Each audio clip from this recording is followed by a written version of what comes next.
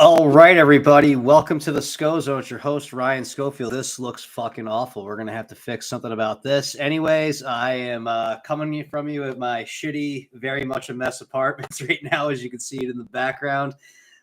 Just kind of tinkering with the idea of maybe getting this podcast going again. Let me see how this even sounds. I got my mic over here. Totally unprepared, but just want to put myself out there and see what I have to improve upon. I have been tinkering around the idea of getting back into this. Clearly, I need a different space for this because I don't really have a good place here. We're coming at you live from my studio or my fair to middling apartment in Albany, New York. Ideally, we're going to be upgrading to a 2-bedroom at some point in time, and the room will be created into some type of a podcast studio. I hate the lighting as I have right now. It looks like I have something on the side of my face here. That's just this. Was given some feedback that I need to have a better camera. I'm using the webcam on a laptop. That's pretty awful when my cell phone's got 4K. Sure, I could figure this one out. Believe it or not, I was employed in technology for a while. Didn't say I was good at it, but I was good at making people think I was good at it, I think, which is how I survived that long. Anyways, welcome to the Scho-Zone here. As you know, it's been my podcast that I've done. Shit, I started doing this podcast when you had to tell somebody what a podcast was and where to download it and all that stuff. Now, everybody's got it, and since everybody's got one, that means I have to have one. Need to find a reason for you to want to watch and listen to this one over anything else. Not really giving you one right now. What I can do is just offer my content. I'm a man of the spoken word because I just have to live with what I say. I like the idea of doing these on live streams because if I was recording this using the old method I did for a little bit, I would have already hated what I recorded, deleted it, and started over. And after doing that about 5 times, I then just usually say, fuck it, let's just watch somebody else's podcast that's better than mine. Ideally now, if I say something, I'm forced to live with it. I don't want any bad air. But what is the Scho-Zone? Why are you listening? Well, I wish I knew why you were listening or why you were watching. Scho-Zone is pretty much just my experiences, thoughts, and reflections of the life of a degenerate. That's I mostly cover in things in the sports area because I like to think I'm okay at betting. And depending on what day you get me, I usually am, but did generate a profit for 2023. So that's all I can ask for, which is nice because I can't really tell exactly how much the profit was because I do have a buddy that lives elsewhere. Some people don't have legal gambling. Maybe I shouldn't go too deep in a story, but let's just say not all of the bets that I have. Let's just say that somebody maybe, encourages me to place certain bets and then compensates me if they lose. I'll just leave it at that. But no, profitable year. Of course, I did want to record an episode last week, but I kind of was scared to put myself out there. I did lose one of my biggest wagers. Well, definitely my biggest wager of 2024. I did have the Buffalo Bills last week, which is, I guess, what I wanted to start off with, just kind of recapping last weekend in football and talk about some thoughts coming up. Really, I just want to see how bad this looks so I have some constructive criticism. Definitely know we need a haircut now, or that's definitely for sure. And definitely need to get something changed in the background so you can't see the mess that I have behind me. Those aren't beer cans, though. They're ginger beer cans because I quit drinking a long time ago.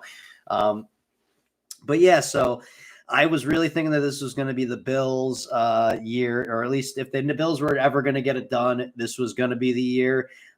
Having lived in Western New York for a couple of years, I know that the Bills have been building their organizations towards what their possibility or what their opportunity was last weekend, which was to be hosting the Kansas City Chiefs in a playoff game. Now, the original plan was probably for the Bills to be hosting the Chiefs in the AFC Championship game, but nothing really went to plan, as I would say. There's a rule in betting at handicapping is one is, a simple bettor will look at why a team will win and a handicapper looks at why they will lose. I was looking at why the Chiefs will lose, was not looking at why the Bills will lose. This is, and I've been saying this, and anyone that wants to argue it, this is by far and away the worst Chiefs team that Patrick Mahomes has played on. That does not mean that he will not win a Super Bowl. I now have to get into my head. This is also probably the worst collective NFL that he has played in. And that might be, something I get past. I mean, all year when it was, the cast around him, look at all the drops they have. Yeah, I don't really complain about drops when you're throwing them to Marquez Valdez-Scantling and Sky Moore. That's part of the territory of having those guys as receivers. I didn't get upset about Trent Sherfield's dropped catch during the Bills game because that's what happens when you're throwing to Trent Sherfield on a big play. I did get upset about the Stephon Diggs one, though, because when I have somebody, a friend of mine who he's one of my best friends, he'll listen to this, I'm sure at some point. He was telling me he wanted me to produce a video clip of him of Stephon Diggs getting hit in stride downfield by Josh Allen. Well, he hit you in stride 65 yards down the field. Unfortunately, you didn't catch it. So Stephon Diggs can't really complain much. Anyways, that was just no structure in that. But where that game was lost for the Bills, or where I could have told you as somebody who had a large wager on them, I didn't blame anything on Tyler Bass. I didn't blame it on Diggs. It's a team effort. And, when you were saying if they'd made that 65-yard catch, that's an indicator that you were playing a better team. If you're relying on a 65-yard catch, that means that you needed some shit to happen to, you don't expect to have 65-yard touchdown passes every game, I guess is what I'm getting at with that. I felt that the game was lost. I felt the Bills, they ran the game plan I would have wanted them to start off the game, which is a slow, methodical drive. When you have an undermanned defense, the last thing you want is to have that defense out on the field against Patrick Mahomes.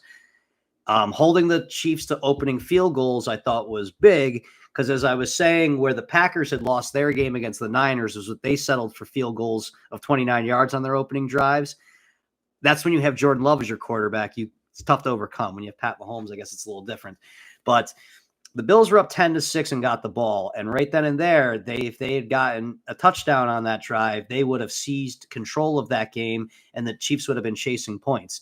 Instead, what happened there is the Bills ran 5 plays for 15 yards, took hardly any time off the clock, had a shitty punt, and then the Chiefs went and took that punt and then went 65 yards in 2.5 minutes for a touchdown. And at that point, the Bills had outplayed the Chiefs for 20 minutes of football and were down by 3 points. And they were setting up to be chasing points because it could have really snowballed on them right then and there, because if they hadn't gotten any points out of that drive, you now had a scenario where the Chiefs would have had the ball going into the half and would have had the ball coming out of the half. So that's really, they lost to a better team. And, anything that happened after that point in the game was just them losing to a better team. You had your chance. It's kind of like, basically it was a title fight, and the Bills were, even though the Vegas spread said they were the unfavorites, they were the underdog. And, the champ, the Chiefs, they ate your best punch, and then that's all you have. And then they just, smooth sailing from there. I was, what kind of got me motivated, which is why I do podcasts, is so many times I listen to podcasts and I have the problem of that I listen to them when they're not being recorded. I have no way of interacting, but I usually have these unfinished thoughts of whatever hosts I'm listening to, or sometimes rhetorical questions that are asked that I have answers for, that I'm shouting like a madman to myself in my car, as opposed to now I'm just shouting at myself in my apartments, but it's on camera. And hey, if one person listens to this or watches this, we're good. I wasn't just doing it for no reason. They asked the question of, because Tyler Bass missed the kick, which, in my head, whether he made it or not. So this is ultimately, I guess I could say, that I can't criticize Mahomes when my thought is, if they made the kick, it wouldn't have mattered anyways, because you're giving Mahomes a minute 44 to get in field goal range. There was a time in my life where that was, expected that the defense would stand up. Now it's, we have rule changes that, have now said if you get a coin flip that you probably won a game. I'm going off on a rant there. But anyways, I was seeing the question being asked rhetorically about, there was death threats made to kicker Tyler Bass, which, is deplorable. I also would say that they are made by members of Bills Mafia. And, there's two sides to Bills Mafia. There's the people that are donating all the money to Tyler Bass's charity. There's plenty of those people. Then there's the other side of the people that actually made the death threats. In between there is most of Bills Mafia, I'm sure, or they're probably mostly towards the side of being the charitable kind. But we only look at fan bases or any group by their worst members. The worst members of Bills Mafia is as bad as anybody else. I like to think that I do know a good portion of the fan base. There are some good ones out there, but should be told part of the reason I'm not a Bills fan anymore is because of my time in Western New York interacting with Bills fans, but I digress. But anyways, I hear the question asked a lot of, what does this say about our country, or what are the, what's the state of affairs when people are making death threats to the kicker? And I couldn't help but think of that, this is actually maybe I gotta be careful how I phrase this one. Maybe it speaks highly of us that they're just threats. One thing I always have when people compare America to other countries is that, well, we usually like to say we're proud to be in America, not that other country. I couldn't help but think of when America hosted the World Cup in 1994, and there's actually a documentary on this where a player on the Colombian national soccer team scored an own goal. There was no death threats. They actually just killed him. There's a documentary about it called The Two Escobars. Pretty sure the guy's name was Andres Escobar. I know his last name was Escobar, but don't make it seem like that it's definitely crazy in that country that he was killed, but don't isolate this to an America only thing. We probably don't hear what happens to certain players in other countries in different sports when they screw up. Doesn't make it okay that it happens here, but I guess I could say at least it's just a threat not being acted on. And also, too, I've been knowing of, death threats to a kicker. They're acting like in 2024, this is uncharted water. I think that death threats have been existing towards players as long as I've been alive. Doesn't mean that it's a good thing. I'm just saying that this is not the world's gone mad all of a sudden. This has been going on. It's just easier to do now because everyone's got a social media page and anybody can. I could literally be typing right now, Ryan Schofield, you fucking suck at this podcast. Stop doing it. I'm thinking it, but I don't type it because that would be very mean to the person that would be reading it, even though if it's me just reading my own thoughts is there. But so I filled about 11 minutes ranting and raving like a lunatic. But anyways, so upcoming week, just 2 games left here. And this is where I kind of have gone. There was the younger, dumber version of me, the one that drank copious amounts of alcohol and then just, made a lot of rash decisions. I used to look at it as that these games are bigger in meaning, therefore I must have more money on them. I've recently shifted to an attitude of, you don't have to bet these if you don't want to, which is great because it saves me. And by the way, you don't have to bet these means I only bet like $10 or $20. That's not, I don't just not bet. Like it's kind of like, anybody that, says, that they didn't go out drinking last night. Like, oh yeah, no, I only had like 3 or 4. And it's like, well, for some people that's actually drinking. For you, that's not. But, that's kind of the way I look at it is that me not betting on something means I just put my, minimal $10 or $20 wager because there's an expression I've always followed, and it's been there's nothing worse than being lucky and not knowing it. And it's really not even the quote. I just kind of threw that up there. But 2 games this week, Lions and San Fran. I'm just kind of at the point of I found it difficult, and this has been my answer to anybody who's asked me what I thought about any game involving the Lions. It is tough to gamble on gambling. And when you are gambling on gambling, what I mean is when you are betting on any game involving the Detroit Lions, you have to throw what you know to be good and what you understand to be reasonable just gets thrown out because we don't know how big Dan Campbell's dick was when he woke up that morning or what he looked down and saw. But some mornings his balls hang a little bit bigger than others, like in Dallas when you're just going to go for 2, regardless of what spot in the field you are. You're blowing conventional norms. The reason that the Lions are doing as well as they do, or the way that their success is going all years, they go for it on 4th down. The games they do well in, they converted the 4th downs. The games they don't do well in, they didn't convert the 4th downs. I have no way of knowing which 4th downs they're going to convert or not. So it's really, really tough to cap this. But I look at this as just basically, this is where I run into of that you can make a good bet and it can still be a loser. I think that if you're going to give me, I think it's like plus 250 is the money line on the Lions. If they played this game, that's basically saying if they played this game 10 times, the Lions just have to win 3 of them. I think that's very, very feasible that they can do. I am not overly enamored with the 49ers. I'm not going to be someone that's as crazy that I don't put every quarterback under a microscope the way I do. Because here's what's funny. The idea that I would ever put any money or any faith in Jared Goff. Yeah, if you said to me 5 years ago, I would have told you were insane. But here's the weird thing is that he got better. He changed. He got a little bit better. I think Jared Goff is playing some of the best quarterback, and I say quarterback, not best football. He's playing what I would look at to be the traditional way of quarterback, the one that we grew up knowing a little more. He's in the pocket. He sits back there. He used to be someone that got rattled easily. Now you blitz him and he picks you apart. He's in total command and comfort. And, I'm liking the way of that. We used to just write these guys off completely once they failed in their first stop, which yes, he was carried to a Super Bowl by a coaching staff and, the surrounding talent he had around him. But this guy has appeared in a Super Bowl early in his career. It's not unheard of. He did, granted, it was probably the most misleading win ever. He did win an AFC or NFC championship game in the Superdome, which is really, really hard to do. Granted, we did change rules to say that we should be able to review pass interference because they benefited from one of the most egregious pass interferences ever. Probably shouldn't have won the game if they did. They made it there. He took a big dump in the Super Bowl, but then we just wrote him off. And I'll be the first to say that I was someone that wrote him off too. But now, and eventually you start learning your lesson where, I bet against Jared Goff and I have less money than I started with. Maybe I should start finding more chances to bet him. You're giving me 7 points in that game. Another little factoid I've come across, you have to kind of consider now in the betting realms, is it used to be 7 points meant something to me. Now it doesn't as much, and I'll explain. 6.5, 7, and 7.5. Those used to be some pretty important numbers in the gambling world.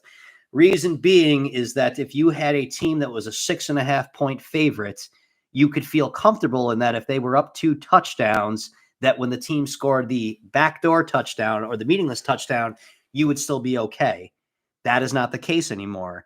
Same way that you used to be okay if you had an underdog of 7.5 points, you would just say, hey, as long as they can get me that backdoor touchdown, I'm good. The problem we have now with this is that everybody using the analytics movement they go for 2 when they're down by 14. And I really love the conversation that goes on around that. It's basic math and probability. And the best way I could exemplify is that the reason that the Green Bay Packers were in the playoffs this year was because they did this very thing, which the idea, let me explain it to you. You have a 2-point conversion is basically a 50-50 proposition. So the idea in theory being that if I go for 2 on the first time and don't get it, that I should get it on the second time. Now, that is not the easiest conversation for someone to grasp. Truth be told, it does matter what play you call. It doesn't just mean I go for 2, I either get it or I don't. You do have to call a play that does, warrant something. But the idea being if I do get this 2-point conversion here, then if I get the ball a second time, I'm driving to win the game. But if I don't get it, I still have a chance to tie the game. The Packers did this against the Saints. They went for the 2, then got it, and then they ended up getting the go-ahead touchdown. And then, long story short, that's why the Packers are in the playoffs. It does make sense to me. I do get that it does go against the norms, which I do like because for a long time I used to always ask questions of, there's one that's coming up a lot. Remember back when Bill Belichick went for it on 4th down inside his own territory because his logic was if I punt it to Peyton Manning, he'll be back where I was standing in 2 or 3 plays, and everyone killed him for it. Now that is now the norm. It's amazing. I watch clips of old football games, and we'll have 4th and 1s at the opponent's 40-yard line, and taking a 5-yard penalty to punt it was the play you see. You don't even hear any mentioning of them ever going for it. Maybe that's a bad example, but the idea there's a lot of 4th and 1s that were now it was just accepted. You kicked a field goal. Now you go for it. I mean, in that particular example, yes, way back when you wouldn't have been attempting a field goal because there was a period of time where if you attempted a 50 some odd yard field goal, your biggest concern for missing it was that it was going to be short. Tyler Bass's kick that he missed from 40 yards, that thing was probably good from 60. Unfortunately, he needed the goalpost to be about 3 times the width on that. Again, I'm pretty impressed. With no notes, no nothing. I'm 18 and a half minutes, and I haven't even talked about anything I want to talk about, which is something I will get better at some point. Also, the reason why I want to start doing this as a live show is that maybe people will actually sit down and watch this with me, the people that have, because some of you have requested to see this. I don't know why, but I appreciate you. You make me feel wanted and needed, and that's awesome. If I was to have some type of live elements of this, like I have a chat here, nobody's in this because I didn't tell anybody I was doing this. I just wanted to see how it would go, but that's there. Anyways, I think I might be crossing a topic there. I guess where I'm going with this is I like the Lions, but, don't bet anything that you can afford to lose on that one. There's just I just don't think it's fun to bet the Niners, but I'll have to do something. This is really what the same game parlay was invented for because I can just lose $10 and have a couple things to root for. Granted, they're terrible bets, and that's literally it's funny that I hated the movie Uncut Gems because the same game parlay was discussed in that.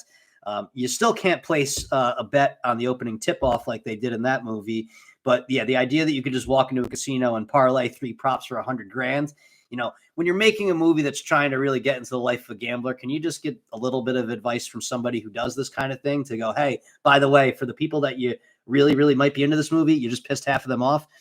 Anyways, that's another side little rants. Actually, this has been nothing but 20 minutes of side rants. Where I want to finish this up with is that I did mention before that, this Chiefs team is not as good as before. And that I was always looking for reasons why they would lose or whatever I said before. I forget.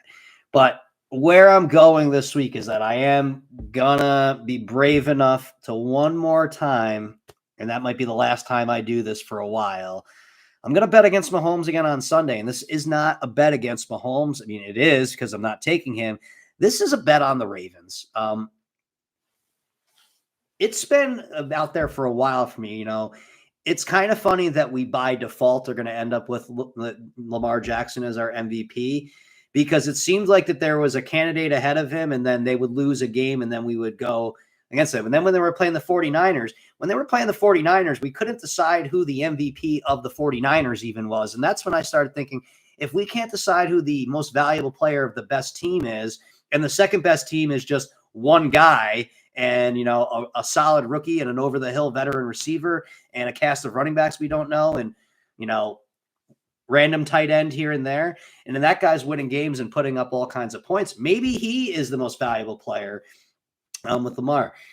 We've been looking for who is the best team. I have seen some numbers recently that this Ravens team is actually one of the best teams we have ever seen relative to their season. I say that very carefully. I'm not saying that this Ravens team is one of the best of all time, but when you look at the relevant dominance to the season in which they played, I saw one the other day. Now, granted, you have to take any record in the NFL with a grain of salt now, because they are now longer, for example, when Puka Nacua broke the receiving record, he broke it in week 17. He broke a record that existed during the 14-game schedule. So, yeah, Puka, you got the rookie record, but it's not really the record to me.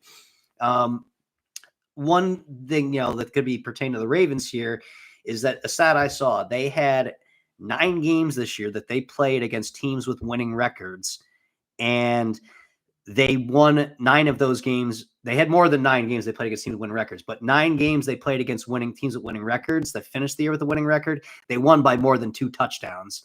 That's unprecedented dominance. It can be unprecedented, though, because with there being odd numbers of games, we have guaranteed that teams are either above or below 500. I'm curious, if I was to look and research that stat back, how many times a team had a 500 or better record. Get what I'm saying there? Of that, it might have been that a team has only had 5 wins against teams with above 500 records, but had 3 against teams with 500 records. I don't know, but that's impressive when you're beating good teams by margin. The Ravens have beaten the 2 teams in the AFC or NFC Championship game by a combined 46 points. And there's a plethora of ways that they can do it. I look at it as, for starters, is the Bills were able to run the ball pretty well against the Chiefs in the first half. The Bills got away from that in the second half. I don't know how much it was that the Chiefs took it away, because I know that if you were like me and had James Cook's over of 62.5 yards and you wondered why you had a losing bet when he was at 67 yards at one point, well, that's because he had 4 carries that went -4, -3, 0, and -1 or something like, or a 1-yard gain. So that's how you finished at 62, which is fucking lovely. But anyways, if you have trouble stopping the Bills run game at any point in time, well, the Ravens, they have many, many ways that they can hammer that rock into you, whether it be their quarterback or their running backs. And also, this is another thing of that. I've heard this a lot, and we have to get this out of our heads. So I don't know. It wasn't like this always before, but we've gone through a period of time in the past 20 years or so in the NFL where you kind of just say it's going to be one of these guys that comes down to the end. The only one of those guys that is left really is Mahomes, because, I've heard people, criticize like Lamar, where they're skeptical of the Ravens this year. Well, until Lamar, proves it to me, I'm just going to assume he's not going to. And that's bullshit, because if we're going to use that, then we just are only going to pick Mahomes for the rest of the time, because the only other quarterbacks in the NFL that have a Super Bowl, correct me if I'm wrong here, is Aaron Rodgers. We have Russell Wilson and what's his face there? Joe Flacco. Those are the only other guys that have won Super Bowls. So if we're going to use this, then I mean, I guess we just got to always get them to them. But I can't help but think, as I'm reminded, is that there was, the big quarterback rivalry when I was growing up was, listen how fucking old I sound, but Peyton Manning and Tom Brady. What's forgotten about in that is that for the longest time, Manning couldn't beat Brady. But then forgotten about is at the end, he actually beat him quite a few times. So it kind of evened out there. But we historically remembered this as this landslide. And yes, Brady has more rings than Manning, but Manning did get him into NFC or AFC championship games as well. But he was, up until those games, he had not beaten him. Lamar, what's he in year 5, 6? He's never had this cast of characters, and it's kind of like everybody is a loser until they're not kind of deal. So I'm just kind of curious, CJ Stroud, he won his first playoff game, but then got embarrassed in the second game. So what's the narrative on him? Is it he can't get it done because he lost the playoff game? Because that's basically what I hear being said to Lamar Jackson. And with Lamar Jackson, you have to throw everything conventional out because it's just not the way that we're used to seeing it. Doesn't mean that it doesn't work. But I think it's just too much. The Ravens, there isn't a weakness to the team. And I kind of like that even in the present era, the Ravens still draft toughness. I've listened to Patrick Queen on my favorite show, the Coach JB show with Big Smitty. And, they asked him about, how does he, when he lines up hits, is he thinking this? He's like, I'm just going to do my job. And if you got to send me a fine, you got to send me a fine. I like that attitude. I like that. It seems to be that teams like the Ravens and the Steelers, when they're torn between two players, they just seem to go, well, who's the tougher guy? And they get those guys on that team. I just, there's not going to be the same defense that the Chiefs are up against last week. Again, I hate making the excuses. It sounds like I'm making the excuses, but the Chiefs beat two teams in the playoffs that were signing guys off the streets to play defense out there. The Ravens have depth at the positions where the other teams are weak. And I feel like that the proof is in the line too. The fact that this is stayed at over a field goal, I feel like it is just a bookie saying, go ahead, take Mahomes plus more than a field goal. Take him on the money line. We dare you to. He is getting the respect. I did listen to one handicapper that said, if I was just doing numbers and blind resumes, the Ravens are about a 6-point favorite. But because there is that Reed Mahomes factor, there's a little tax that's on there. You used to have to, this is actually the best part. When back in the Brady Belichick days, it was the opposite. I loved it because everybody hated them, and there was actually value on betting the Patriots because everyone hated them so much. It's gone the opposite a little bit with the Chiefs, I think. But I don't know. This was just me just ranting and going on for a half an hour with no plans. And just wanted to see how this went. I'm thinking that if I might schedule a time to do this more regularly, then if I actually have a time I commit to, if it's part of my schedule, it's not just me sitting around my apartment going, okay, well, do you want to record one now? If I book this in a part of my schedule, I think that I can get something to happen here. And then eventually we'll have something nicer to look at. I'll figure out how to use technology, put a blue screen behind me, maybe learn how to play with some graphics here. But for the most part, I'm going to be dialogue driven.